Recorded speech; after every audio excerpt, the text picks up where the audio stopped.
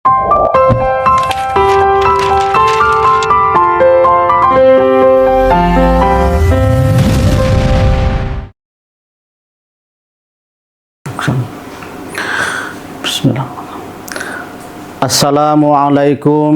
warahmatullahi wabarakatuh. Alhamdulillahilladzi an'ama alaina bi ni'matil iman wal islam wa arsala alaina rasulan min waladi adnan. Asyhadu an la ilaha illallah wahdahu la syarikalah huwal hayyul qayyumur rahman wa asyhadu anna sayyidana Muhammadan abduhu wa rasuluh wa huwa sayyidul insi wal jan. Allahumma salli wa sallim wa barik ala sayyidina Muhammadin khairil anam wa ala alihi wa sahbihi wa man tabi'ahum bi ihsanin ila yaumil qiyam, amma ba'du. Pemirsa dakwah bil hikmah yang berbahagia dan insyaallah dirahmati oleh Allah Subhanahu wa taala.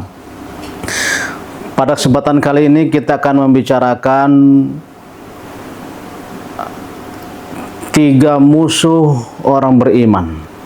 Jadi dalam perspektif ilmu tasawuf, menurut para ulama sufi, ada 3 musuh orang beriman. Musuh dalam tanda kutip ya. Ada 3 musuh bagi orang muslim atau orang beriman dalam kehidupan di atas dunia ini.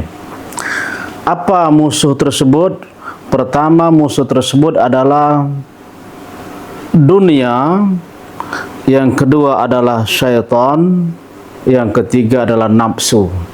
Ini menurut para ulama sufi adalah musuh dalam tanda kutip ya bagi orang beriman atau hamba Allah Subhanahu wa taala. Ketiga hal ini unik untuk dibahas karena memiliki spesifik tersendiri. Yang pertama, musuh bagi orang beriman itu adalah dunia.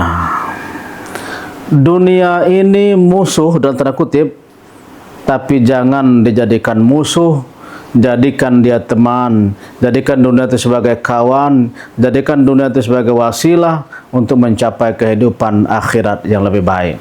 Jadi kenapa dunia dikatakan musuh? Ya karena kalau tidak pandai-pandai, tidak bijak dalam menyikapi dunia, maka dunia tersebut akan menghancurkan orang tersebut, akan menggelincirkan dan akan melalaikan. Itu dunia. Maka pada suatu hari pernah seseorang datang menemui Imam Ali sambil menangis dan mencela dunia. Wahai Imam Ali, dunia telah mencelakakan saya, dunia telah menghancurkan hidup saya, dunia telah menipu saya, wahai Imam Ali.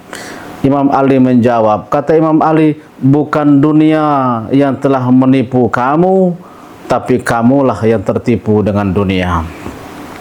Nah, dunia memang seperti itu sifatnya. Kadang mataul ghurur ya, kesenangan yang memperdayakan, wa tafakhurum bainakum fil amwali wal aulad, ya kadang-kadang tempat saling berbangga sesama.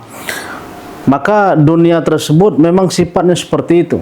Maka jangan dijadikan musuh dunia itu, tapi jadikan dia sebagai teman. Karena dunia itu kita butuh. Kita tidak boleh meninggalkan dunia. Kita hidup di atas dunia ini, Allah ciptakan kita untuk penghuni dunia.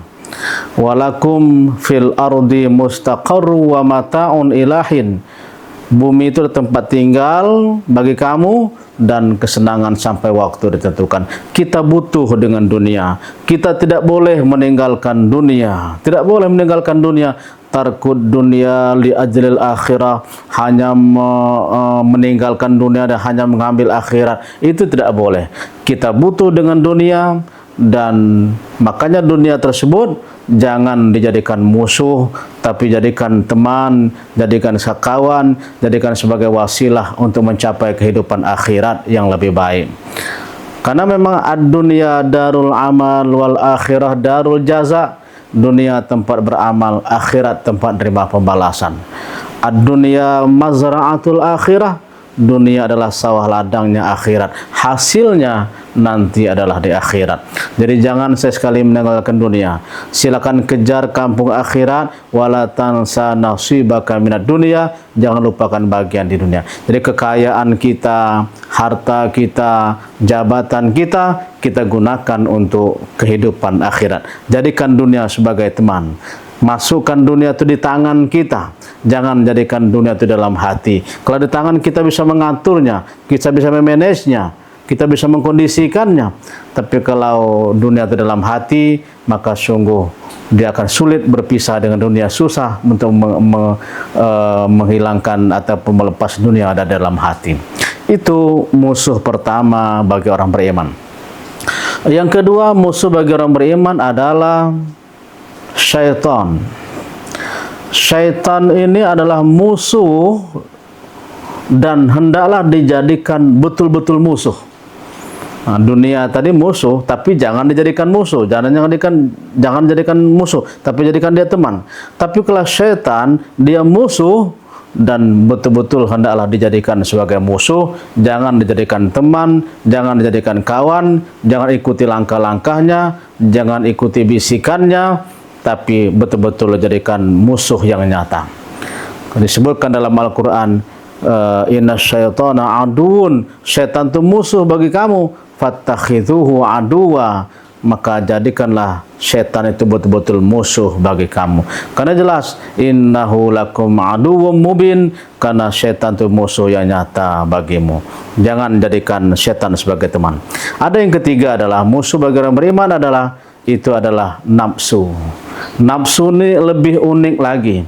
Kenapa? Pertama, nafsu itu fitrah.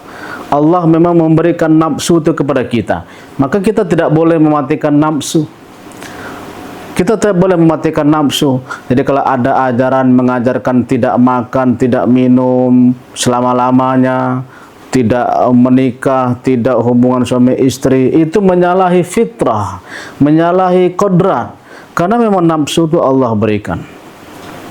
Inilah dunia ini hidup, dunia ini ada bangunan dan peradaban karena manusia diberikan nafsu.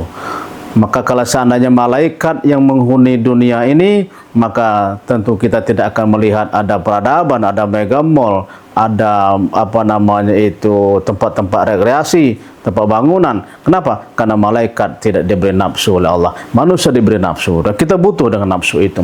Yang kedua, kenapa nafsu itu unik?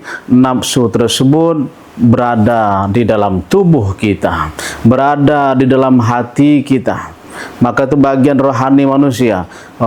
Di antaranya adalah nafsu. Dia gaib, tidak bisa dilihat, tidak bisa dijangkau dengan panca indera, tapi kita yakin ada nafsu dalam tubuh kita. Saya yakin pemirsa yang menyaksikan secara ini mengakui dan meyakini ada nafsu dalam tubuh. Tapi bisakah dilihat bagaimana bentuk nafsu itu? Tidak bisa. Dia gaib. Makanya Imam Al-Ghazali menyebutkan, musuhmu yang paling berbahaya adalah apa yang terletak di antara dua rusukmu, yakni adalah nafsu. Tidak nampak. Kalau musuh di luar kita bisa lari, kita bisa menghindar, kita bisa bersiap menghadapinya. Tapi musuh di dalam hati, yakni nafsu, di dalam jiwa, maka inilah musuh yang sangat berbahaya. Pemirsa dakwah bil hikmah yang dirahmati oleh Allah Subhanahu wa taala.